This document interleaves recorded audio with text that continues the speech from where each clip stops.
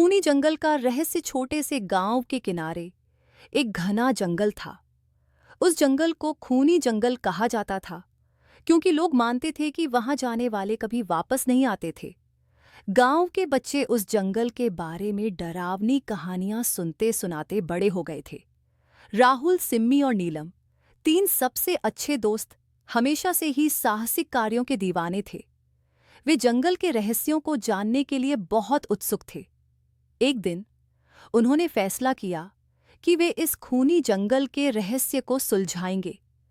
शाम को सूरज ढलते ही वे तीनों चुपचाप अपने घरों से निकल पड़े और जंगल की ओर चल दिए।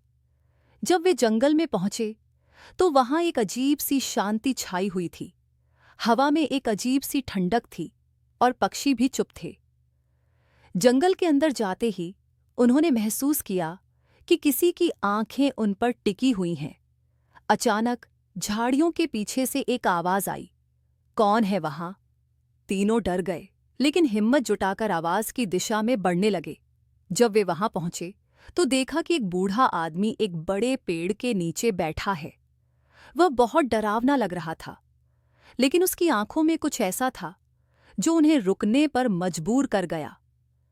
बूढ़े ने कहा, "तुम लोग यहाँ क्यों आए हो? क्या तुम्हें नहीं पता कि इस जंगल में जाना खतरनाक है?" राहुल ने हिम्मत करके पूछा, "बाबा, इस जंगल का क्या रहस्य है? लोग क्यों कहते हैं कि यहाँ से कोई वापस नहीं आता?" बूढ़ा आदमी गहरी सांस लेकर बोला, "ये जंगल कभी बहुत ही सुंदर हुआ करता था, लेकिन कई साल पहले यहाँ एक गुप्त खजाने की तलाश में कुछ लोग आए थे। वे खजाने को खोजने में सफल रहे, लेकिन उन्होंने जंगल की आत्मा को क्रोधित कर दिया।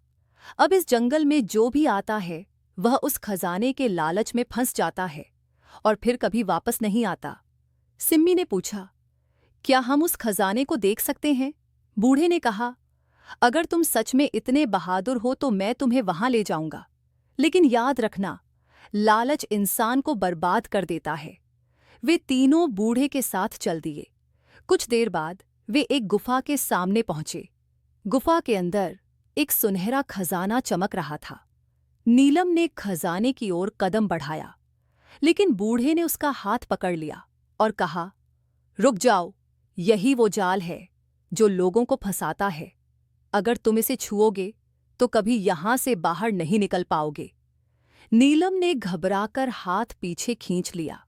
बूढ़े ने उन्हें समझाया कि केवल वही लोग इस खजाने से दूर रहकर जंगल से सुरक्षित निकल सकते हैं। तीनों दोस्तों ने एक दूसरे की ओर देखा और खजाने को छोड़कर वापस लौटने का फैसला किया। बूढ़े ने मुस्कुराते हुए कहा, "तुमने सही चुनाव किया है। अब जाओ और इस जंगल का रहस्य किसी को मत बताना।" वे तीनों सुरक्षित वापस गांव आ गए, लेकिन उन्होंने वह रहस्य किसी को नहीं बताया। उस दिन के बाद से वे समझ गए कि कभी-कभी जीवन में कुछ रहस्य ही बने रहना चाहिए और लालच हमेशा था और ये शो और इस से सामशा बुराई की जड़ होता है। कहानी का अंत।